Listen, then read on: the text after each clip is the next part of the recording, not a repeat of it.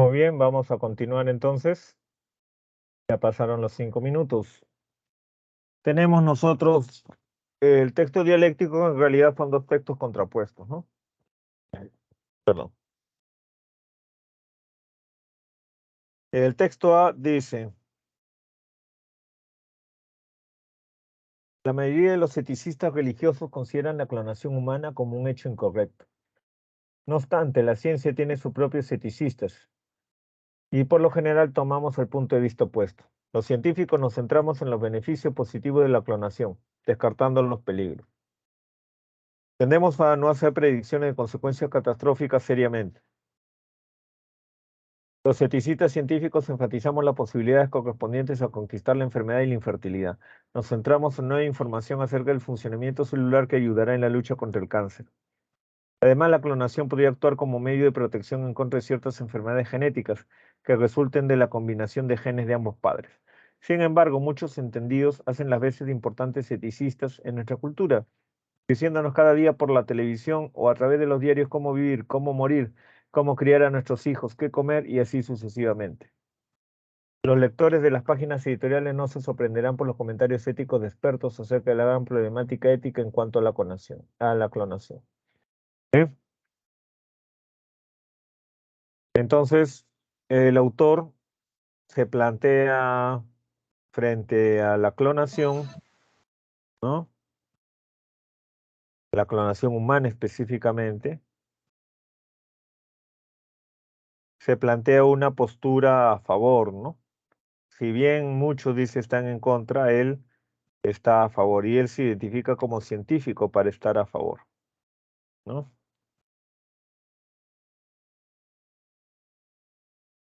Se centra en los beneficios positivos de la clonación. Y acá menciona como argumentos una serie de efectos positivos de la clonación humana, ¿no? Conquistar la enfermedad, la infertilidad, descubrir el funcionamiento celular que permitirá luchar contra el cáncer,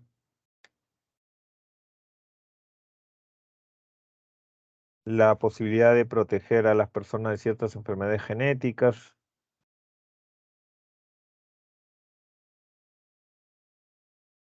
¿no? Y de entender que hay un principio, pues, ético muy general, que es la cuestión de la libertad, digamos, ¿no? O sea, si existe la posibilidad de la clonación, entonces las personas deben tener en cuenta, ¿no? Esa opción, o sea, debe ofrecérsela a las personas todas las opciones posibles, ¿no? Ya en la persona está decidir qué cosa hacer. No es ético que terceras personas decidan por uno, le digan a uno qué cosa hacer. Que otras personas digan que la clonación está mal y te impidan la clonación porque ellos dicen que está mal, ¿no? Limitándote a ti. Es una cuestión libertaria, pues. Dice en el texto B, la clonación es ilícita pues atenta contra el modo natural de procrear, porque sustituye el acto de amor de los padres por un acto técnico de un tercero. Lo natural es la unión amorosa de dos personas en su integridad corpóreo mental, que no produce, sino procrea. Solo de esta forma el origen de cualquier ser humano es adecuado a su dignidad personal. Y solo de esta forma el hijo queda libre del dominio de otros, que puedan ejercer sobre él el derecho de propiedad, como si de un objeto se tratara, imponiéndole criterios de calidad. Ya no se trata de tener hijos en el acto sexual o de tenerlos haciendo la fecundación, sino de una forma radicalmente sustitutiva, donde lo reproductivo se extiende de lo biológico. Esta reproducción asexual conlleva un efecto todavía más deleterio, pues tiene consecuencias en la estructura de las relaciones familiares que son pervertidas y desdibujadas, filiación, consanguinidad, paternidad, etc. El hijo es determinado en su integridad corporal desde el momento de ser concebido. Es más patente la violación del derecho del hijo a tener unos padres. Es una técnica que niega radicalmente la teleología reproductiva sexual humana. No solo se ve negada la procreación humana, sino también se niega la bondad de la misma sexualidad humana al aceptar la sexualidad como medio de generación de un ser humano. Entonces este autor más bien está en contra de la clonación humana. Es ilícita, dice. Y da una serie de argumentos. El pues es el conector para dar a continuación la enumeración de argumentos. pues acá están los argumentos a partir de acá. En términos generales dice atenta contra el modo natural de procrear, porque sustituye el acto de amor de los padres por un acto técnico de un tercero.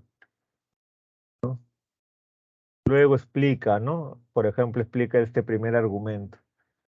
Atenta contra el modo natural de procrear, porque lo natural es que salga de una relación sexual el niño, ¿no? Ahora, ahí lo defectuoso de esta argumentación es que, por ejemplo, ¿no? Es tendenciosa, ¿no? Parte de una petición de principio, o sea, tiene una falacia interna, ¿no? Dice, lo natural es la unión amorosa de dos personas. Lo natural, entre comillas, es que la reproducción se dé por la unión sexual de dos personas, pero lo de amorosa, eso no, pues, ¿no? Porque en la naturaleza no tiene nada que ver con el amor. Ningún animal, ningún ser vivo se reproduce de manera sexual por un principio de amor, porque no podemos atribuirle amor a ningún ser. El único ser que se supone puede amar es el ser humano. Y eso, porque esa es una idea que nosotros tenemos, digamos, ¿no? Es un concepto que nosotros hemos creado. Y en la vida real hay gran cantidad de personas que tienen hijos y esos hijos no son productos de ningún amor, ¿no? Incluso cuando están casadas las personas. Así que eso no tiene nada que ver, ¿no? Cuando dice que lo natural es tal cosa y lo artificial es lo otro, también ahí el problema es que ya al utilizar la palabra natural acá está partiendo de un prejuicio, es otra petición de principio, porque natural lo está entendiendo acá como el sentido, con el sentido opuesto a artificial y dándole a natural un carácter positivo y a artificial un carácter negativo. Y además les da un sentido excluyente a ambos. O sea, si es natural, es lo contrario de artificial y es bueno lo natural y es malo lo otro. Y no se puede encontrar un término medio. Y no es así, ¿no? Porque la unión sexual es natural, pero eso no quiere decir que sea bueno o que lo otro sea malo, son distintos. Lo otro ya es una petición de principio, parte de una concepción previa de nosotros, ¿no? ¿Se dan cuenta? Y de hecho que en la vida moderna hay medios artificiales de procreación, ¿no? Por ejemplo, la fertilización in vitro, que tuvo sus resistencias al inicio y que ahora todo el mundo acepta, ¿sí? Acá menciona también en relación a esto de la unión sexual como generadora, pues, de las personas, menciona que ese es el centro, digamos, de la dignidad humana. Y tampoco es así, pues, ¿no? Porque la dignidad humana depende del hecho de que uno es humano, no depende de cómo haya sido creado. Salvo que se quiera dar a entender, pues, de que el que ha sido creado por un medio artificial no es humano, frente a los otros que sí son humanos porque son un producto natural, entre comillas, ¿no? Pero si es que no se hace esa distinción, este criterio de acá no tiene sentido. La dignidad del ser humano deriva del hecho de que sea humano. Y el problema es que las personas no respetan la dignidad humana, ¿no? Porque violentan a los otros, no importa si son clonados o no. Todos los días la gente abusa de la dignidad de las otras personas, no respeta la dignidad de las otras personas, ¿no? Y no tiene nada que ver con la clonación eso. Sí puede ser atendible esta objeción que se está haciendo acá, de que el hijo queda al dominio del otro como una especie de derecho de propiedad, porque si uno se clona a sí mismo para criar a ese ser como hijo propio, ¿no? Ahí hay un problema de indistinción, digamos, entre la persona y su descendiente, ¿no? Porque genéticamente son la misma persona. Y como ha sido hecho por encargo, porque uno ha pagado para que clonen a ese ser de uno mismo, entonces se daría a entender que ese hijo es propiedad de uno. ¿Se dan cuenta? ¿No? Y luego menciona otros efectos negativos de la reproducción por clonación, la reproducción asexual. Destruye las relaciones familiares, atenta contra la dignidad, se viola el derecho del hijo a tener unos padres. Es una técnica que niega la teleología reproductiva sexual humana, ¿no? No tiene mucho sustento tampoco eso, que pervierta las relaciones familiares No hay ninguna prueba de eso. Y de hecho que hay familias donde las relaciones entre los miembros son terribles y son hijos naturales de los padres, ¿no? No tiene nada que ver que sean clonados o no sean clonados para que vivan como familia o no vivan como familia, ¿sí? La determinación del hijo antes de la concepción hasta cierto punto se da siempre, ¿no? Lo que pasa es que tecnológicamente uno no tenía el control para eso, pero ahora sí, pues, ¿no? Que el hijo tenga derecho a tener padres, eso es también relativo, depende de qué entendemos por padres, ¿no? Si un hijo es clonado y es criado en una familia, va a tener padres, no importa que no sean padres entre comillas biológicos. Padre es padre, el que cría es el padre.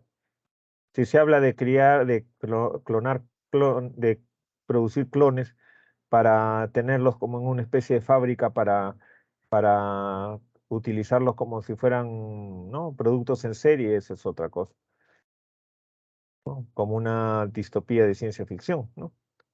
Y niega la teleología reproductiva sexual humana, eso tampoco no tiene mucho sentido actual porque eso daría a entender que la sexualidad es solamente para tener hijos y en la vida moderna, por eso existen métodos anticonceptivos, las personas tienen relaciones sexuales y no, muchas veces no tienen hijos ni esperan tener hijos producto de esa relación. Así que no tiene mucho que ver con eso tampoco, ¿no? Hay, como se dan cuenta, ¿no?, pocas razones sólidas en el texto B. El tema de la discusión que se desarrolla en ambos textos, ¿cuál sería?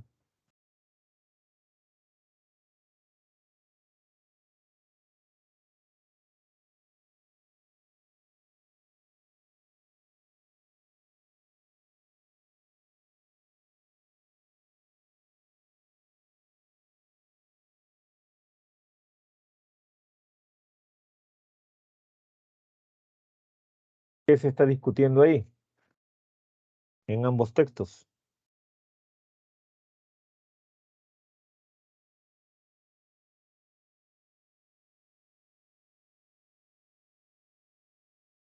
Sería la alternativa de dedo, ¿no? La pertinencia ética de la clonación de seres humanos. ¿Sí?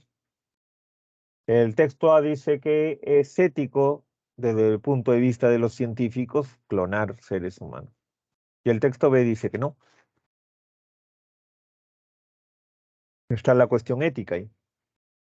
Respecto al método de reproducción asexual, se infiere del texto 3B que desde su perspectiva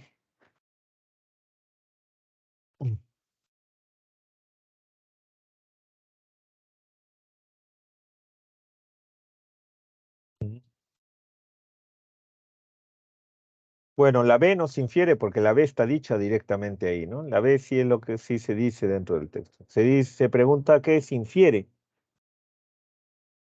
cuál es el que se puede inferir.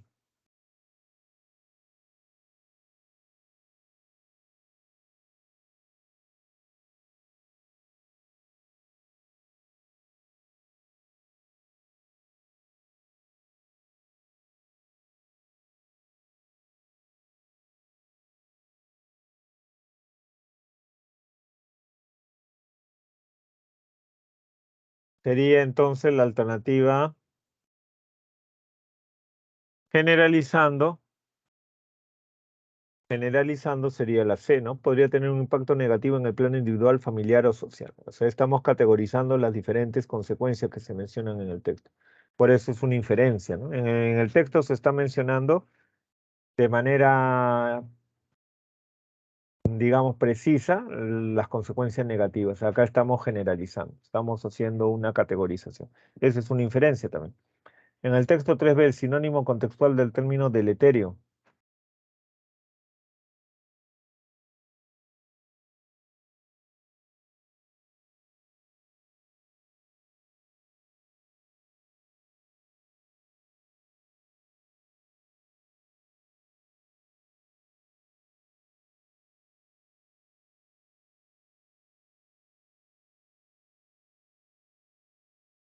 Deleterio significa, pues, en el texto perjudicial, ¿no? Negativo, perjudicial. Deleterio en primera instancia significa, pues, ponzoñoso, venenoso, pero acá está aplicado en el sentido más genérico de perjudicial. Según el texto 3A, respecto a los eticistas científicos, es incongruente sostener que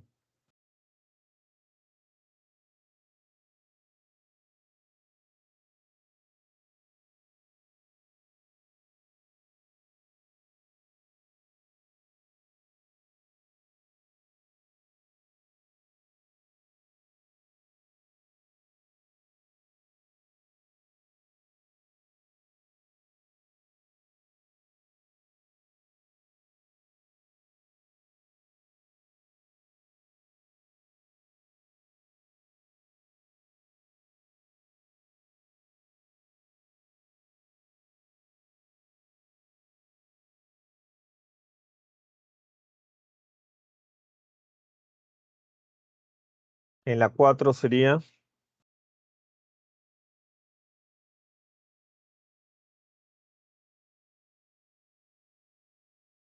La D, la alternativa D de dedo. sí. Sí, sí, muy bien. Claro, porque en el texto dice que ellos descartan los aspectos negativos. Y acá dice que se concentran en los beneficios positivos no exentos, o sea, considerando también los aspectos negativos, los riesgos, si no es así. Ellos no toman en cuenta los riesgos, dice. Si en el futuro muchas personas, gracias a métodos de reproducción artificial, pudieran elegir niños a la carta desde la perspectiva de texto 3B,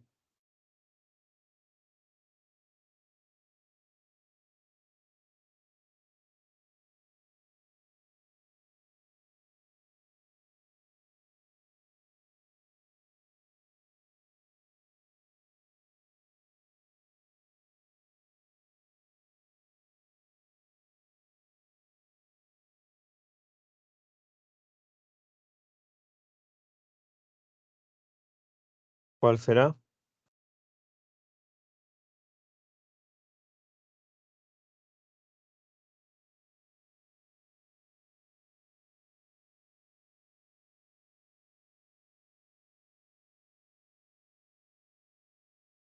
En la 5 sería la alternativa.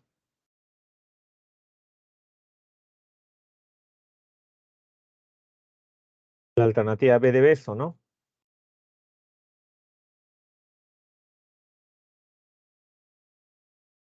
Si se pudiera hacer eso, ¿no? Entonces la gente se estaría preocupando a la hora de tener hijos de las características, las cualidades que se consideran más valiosas a nivel social, ¿no? Habría una frivolidad en ese sentido, ¿no? Claro, la B de beso.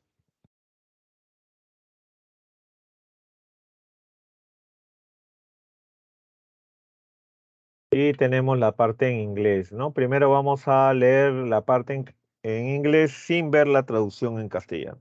Sí, vamos a tratar de inferir todo lo que podamos si es que desconocemos palabras, expresiones, y luego de eso recién ver la traducción.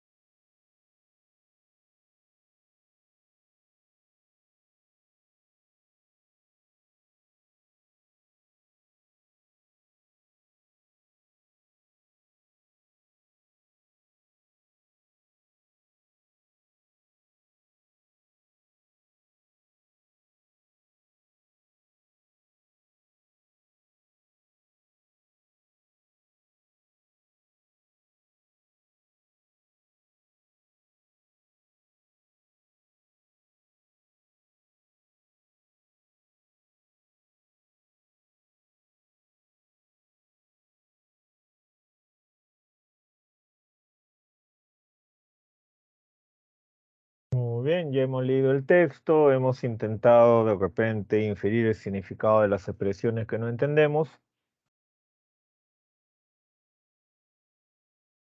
Y vamos a ver acá la traducción, ¿sí?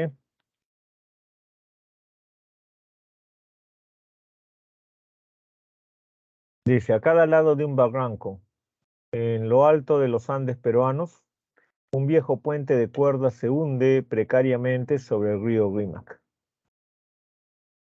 Cada primavera las comunidades se reúnen para participar en una ceremonia de renovación. Trabajando juntos desde cada lado del río, los aldeanos usan un enorme cordón de cuerda, de más de 30 metros de largo y grueso, como el muslo de una persona, al otro lado del viejo puente. Pronto la estructura desgastada se cortará y caerá en el barranco debajo. Durante 3 días de trabajo, oración y celebración, se tejerá un nuevo puente en su lugar. El puente que Huachaca ha sido construido y reconstruido continuamente durante 5 siglos. ¿Sí?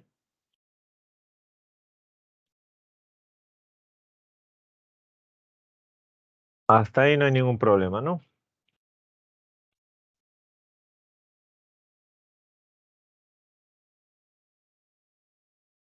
La primera pregunta nos dice cuál es el tema, ¿no?, de la lectura.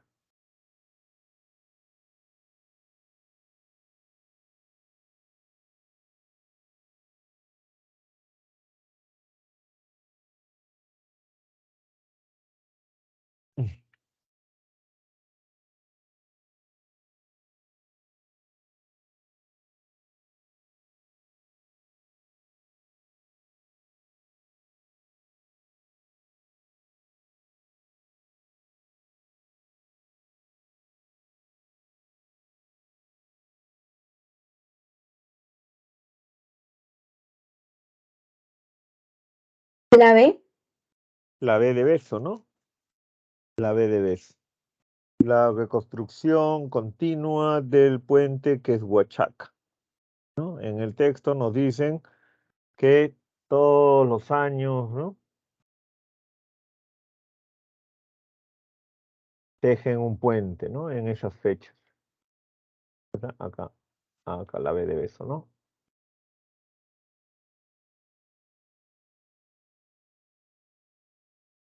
A través de la acción, pues, de los mismos pobladores, ¿no? Un trabajo colectivo que hasta ahora se conserva, ¿no? Antes siempre había ese espíritu, ¿no?, de trabajo colectivo, de colaboración mutua, ¿no?, entre los diferentes miembros de la comunidad, ¿no? Y un poco que eso ya ha sido perdiendo, ¿no? Entonces acá hay un ejemplo de eso, ¿no?, de lo que se podría hacer con eso. ¿Qué significa masivo? Dice.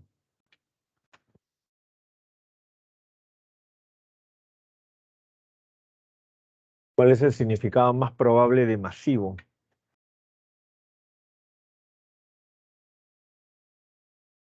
La E. La E, ¿no? Masivo acá se refiere, ¿no?, a grande, pues, ¿no? A enorme, ¿no?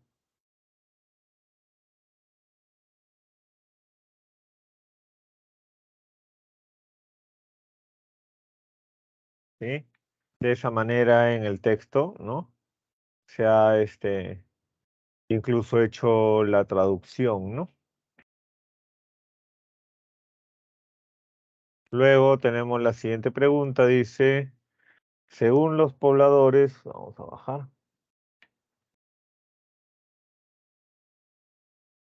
Según los pobladores que construyen el puente que es Huachaca, es inconsistente argumentar que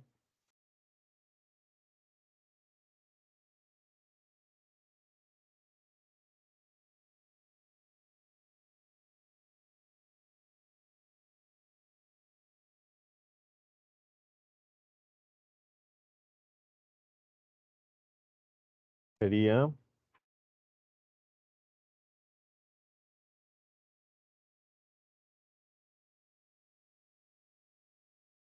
De nuevo la E. la E.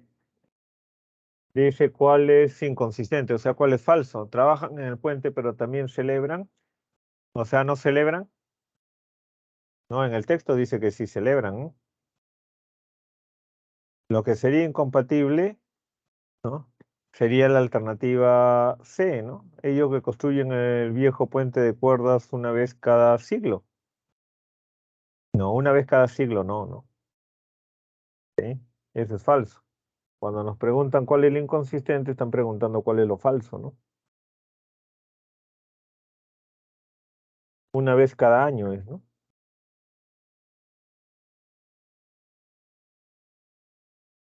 Las, los trabajos colectivos en la región andina, pues, se caracterizan por no solamente el trabajo, sino el regocijo, ¿no? Para la siembra, la cosecha, todos los trabajos que se hacen de manera colectiva, ¿no? En la época de los incas, pues, había cantos, poesías, bailes, ¿no? Que de alguna manera se han prolongado hasta la época actual, para esas mismas épocas, para esas mismas ocasiones. Entonces, sería la alternativa C más bien. Se puede inferir de la construcción del puente que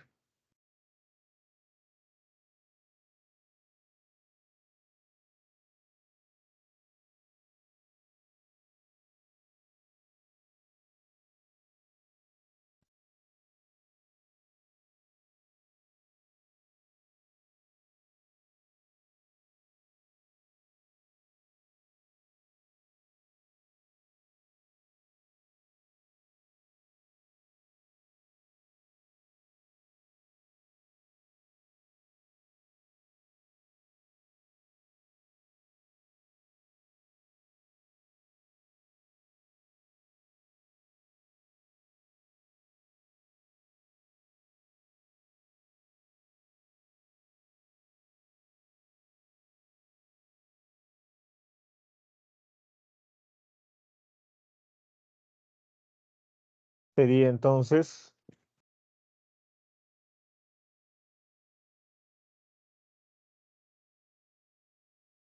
la E, ¿no? La tecnología moderna no fue necesaria para terminar la estructura, ¿no? Porque ellos son pobladores del campo, son personas que lo hacen siguiendo técnicas ancestrales. Se ha hecho así durante 5 siglos, dice.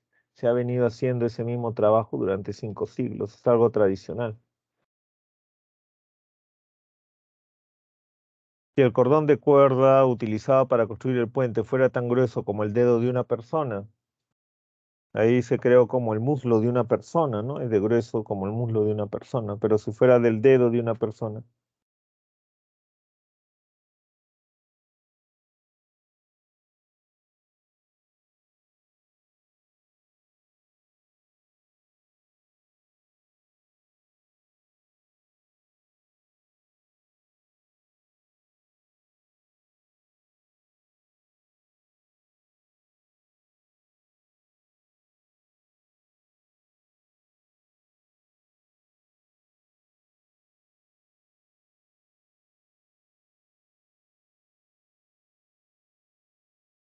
¿qué pasaría en ese caso?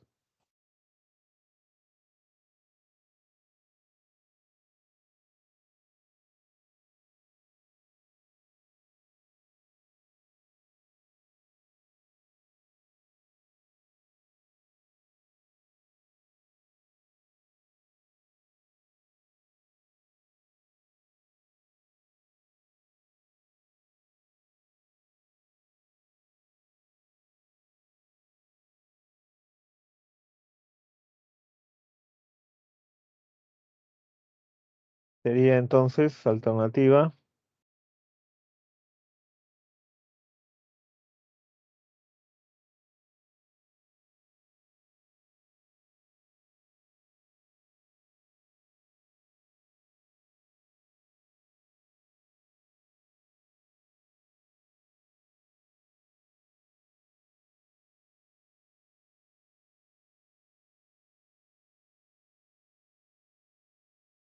sería la alternativa D,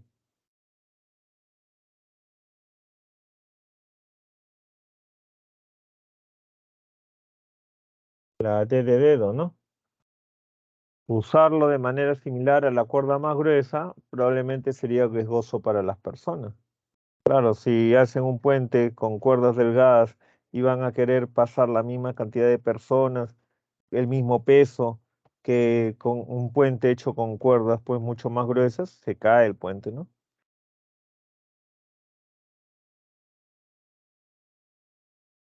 ¿Sí? La alternativa D. ¿Está bien? ¿Se entiende?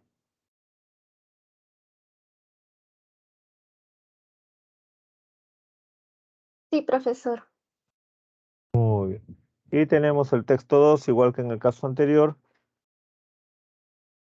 ¿no? Vamos a leer un momentito, si hay algo que no se entienda, hay que tratar de inferir y luego de eso ya vemos la traducción.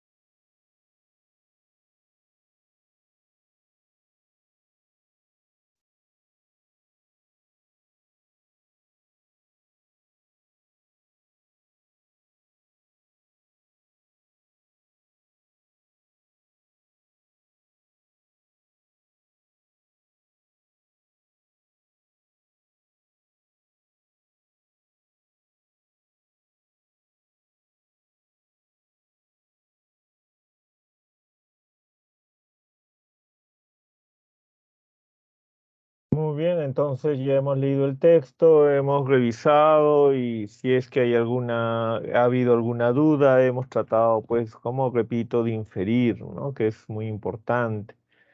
Tratar de activar nuestros procesos cognitivos, ¿sí? Acá está la traducción, ¿no?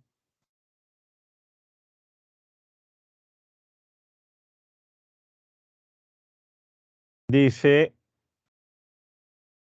¿cuál es la criatura viviente más pesada del mundo? No es un elefante o una ballena azul. El organismo más pesado es en realidad un álamo. Pando, como se lo llama, es una colonia de clones de un solo macho de álamo temblón. Básicamente se ven como más árboles, pero en realidad es solo una criatura viviente con un sistema de raíces subterráneo masivo. El peso estimado de la planta es de 6 millones de kilogramos. Un organismo clonal es un grupo de individuos genéticamente idénticos que han crecido en un lugar determinado. Es básicamente un solo individuo con más manifestaciones. En cierto modo, todos estos árboles son en realidad un árbol. Todos los individuos se originaron vegetativamente, no sexualmente. La reproducción vegetativa es una forma de reproducción asexual en las plantas, con una nueva vida que emerge sin la producción de semillas o esporas. La planta básicamente se está clonando, ¿no? Hasta ahí está claro, se entiende eso, no hay ningún problema, ¿no?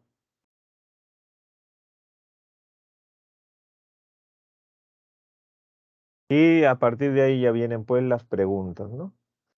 Primero nos están interrogando acerca de la idea principal, ¿no? Nos preguntan, ¿cuál es la idea principal?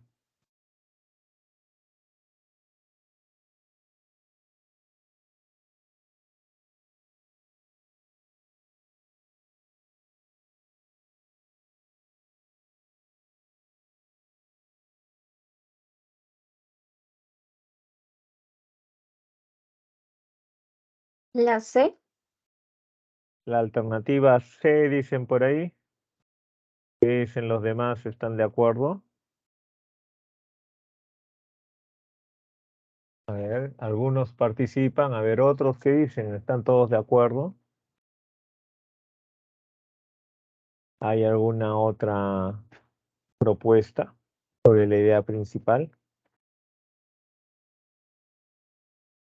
Sería, como dice su compañera, pues la alternativa C, ¿no? La criatura viviente más pesada de la Tierra es un álamo temblón llamado Pan.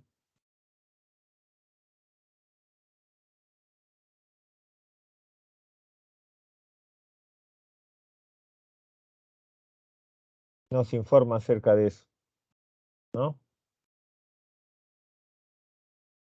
Luego, ¿cuál es el sinónimo de la palabra? Ahí en el texto mismo lo hemos traducido, ¿no? En el texto hemos traducido, ¿no? Esa palabra como emergente, ¿no? Bueno, como la frase que emerge lo hemos puesto, ¿no? Emergente, que emerge.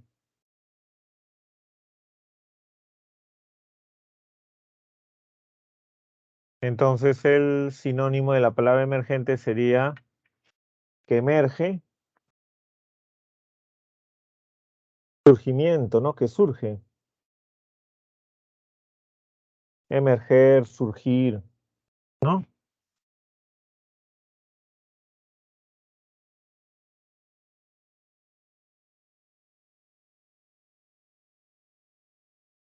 Luego la pregunta 3 nos dice, de acuerdo a la información sobre Pando, es consistente decir que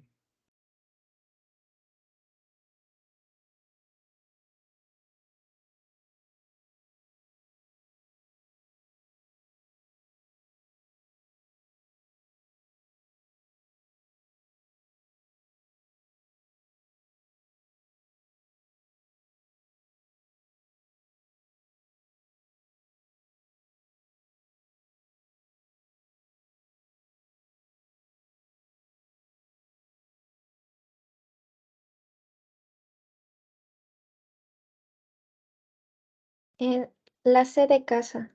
Claro, ¿no? La C, ¿no? Es un único individuo con una gran cantidad de copias genéticamente idénticas, ¿no? Eso es lo que nos está informando acerca de este pando, ¿no?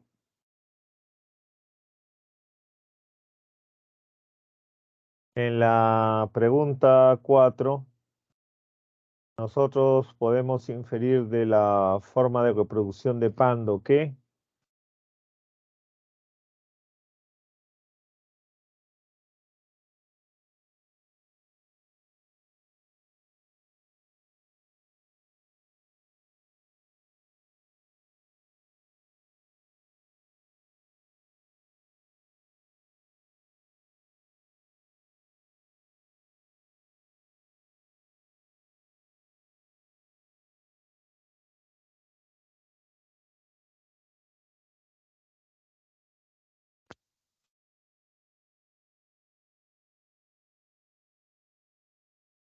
¿qué podemos decir ahí? La B.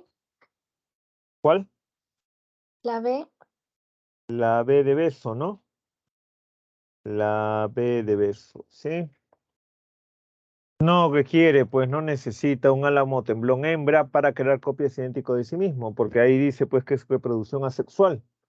Que nos dicen que es una forma de reproducción asexual, entonces quiere decir que no necesita una hembra de su misma especie. La reproducción sexual es cuando tienen que unirse individuos macho y hembra de la misma especie para poder reproducirse. Asexual sin necesidad de unión de los órganos sexuales, de las células sexuales distintas. Es un clon, ¿sí? Luego en la pregunta siguiente dice, si una nueva investigación encuentra que Pando es solo un bosque de diferentes tipos de álamos temblorosos genéticamente diferentes,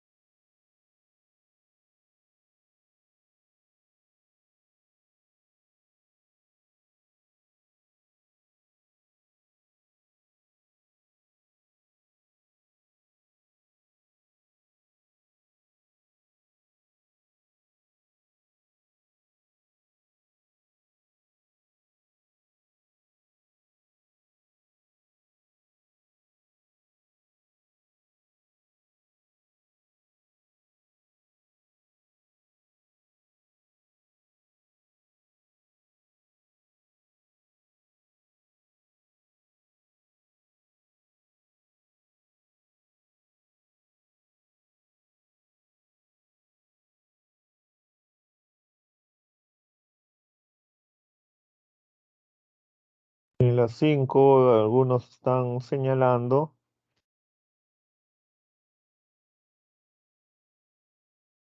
por ahí está respondiendo por ejemplo Juan, ¿no?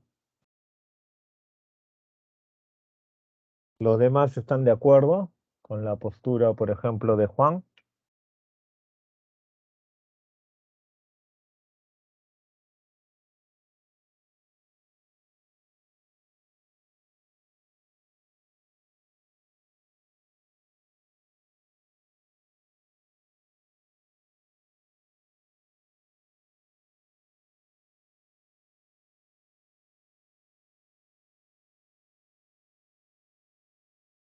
Sería la alternativa D de dedo, ¿no? Porque es una extrapolación, es cuestión de poner al revés lo que dice el texto. En el texto dice que el animal más pesado no es el elefante, no es la ballena azul, sino es este álamo temblón llamado pues pando, ¿no? Se da a entender pues de que hay una jerarquía donde este álamo ocupa el primer lugar y los otros seres que se mencionan están por debajo de él, ¿no? Entonces, si este álamo en realidad fueran varios álamos distintos, no fuera una colonia de clones, si fueran álamos distintos, entonces no pesaría tanto porque no sería pues lo mismo, ¿no? Estaría distribuido ese peso que se menciona acá, estaría distribuido entre todos los álamos que forman esa colonia.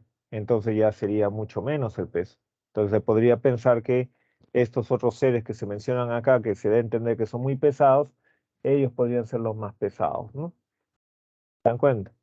¿No? Si hay una jerarquía, digamos, una tabla, digamos, jerárquica, elimínase primero, entonces los que estaban atrás suben, pues, ¿no? A eso se refiere. ¿Hasta ahí está claro? ¿Se entiende? ¿No hay ninguna duda?